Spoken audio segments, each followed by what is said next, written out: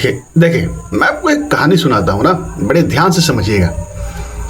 जो इस वक्त स्ट्रगल कर रहे हैं, इसे जो भी मतलब जॉब के लिए हो, बिजनेस में हो, जो भी जिस अपने अपने फील्ड में हो, जो भी अपना जो इस समय स्ट्रगल कर रहे हो ना, वो थोड़ा थोड़ा और गौर से सुनिएगा, ठीक है।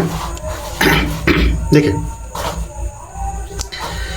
एक राजा थे और राजा को बहुत समय से कोई संतान नहीं हो रहा था। राजा ने बहुत सारे वैद्य से, डॉक्टर से, हकीम से, बहुत सारे लोगों से सलाह लिया, बहुत सारे कुछ उपाय जुगत लगाए, फिर भी उनको बहुत समय तक उनको कोई संतान नहीं हुआ।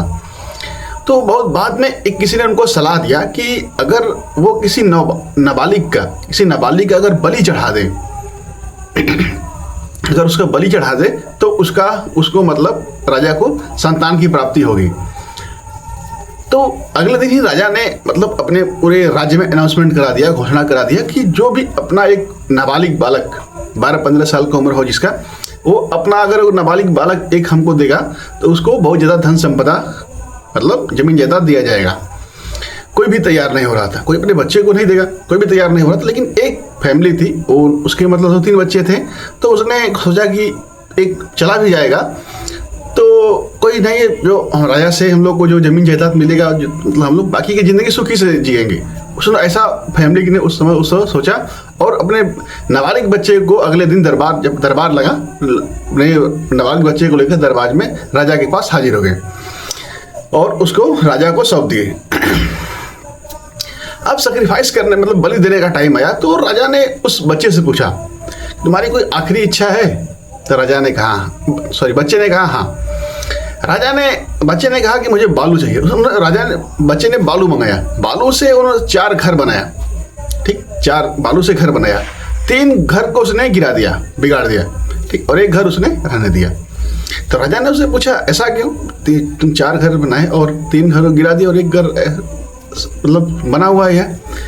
तो उस बच्चे ने कहा, देखिए, पहला घर है ये मेरा घर है, जो मेरे बाप बाप ने मुझे अपने पैसे के लिए मुझे बेच दिया।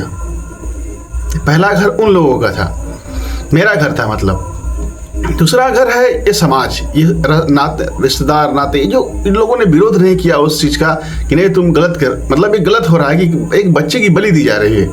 इन लोगों ने उस चीज़ का कोई विरोध नहीं किया, किसी ने कोई विरोध नहीं किया।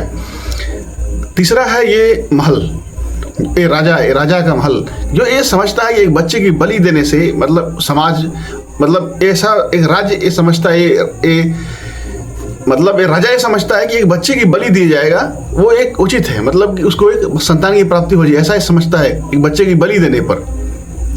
चौथा क्या है? चौथा था ये भगवान का घर है। इसको मैंने इसलिए नहीं बिगाड़ा कि भगवान के साथ मुझे उम्मीद है, मुझे एक आशा है कि मेरे साथ कभी गलत नहीं होगा, मेरे साथ गलत नहीं होगा, ये मुझे यकीन है। तो राजा का मन पिघल गया, मन बदल गया कि यार मैं एक बच्चे की बलि दूंगा इसलिए क्योंकि मुझे एक संतान की प्राप्ति हो, बच्चा प्राप्त हो। तो राजा ने उसी बच्चे को ही अपना लिया, उस बच्चे को अपना लिया और वो आगे चलकर राजा बन गया। राजा तो वो बन गया, लेकिन वो लोग छूट गए जो उसको बेच दिए थे, ये घर वाले के नाते रिश्तेदार सब लोग छूट गए। इसीलिए देखिए, जो लोग इस समय स्ट्रगल कर रहे हैं, जो लोग इस समय मतलब जॉब के लिए, जो भी अपने अपने फील्ड में, तो वही होगा, एक ना एक दिन सब सही हो जाएगा। भगवान पे उम्मीद है, भगवान पर उम्मीद है, एक दिन सब कुछ सही हो जाएगा। लेकिन वो लोग छूटते चले जाएंगे जो लोग कभी साथ नहीं दिए हैं, सब लोग छूटते चले जाएंगे। एक दिन सब सही हो जाएगा, भगवान पे उम्मीद है, एक दिन सब कुछ सही हो जाएगा, लेकिन कुछ गलत नहीं हुआ। लेकिन उस दिन के बाद सब वो लोग छूटते चले जाएंगे आपसे जो कभी आपका साथ नहीं दिए। Thank you.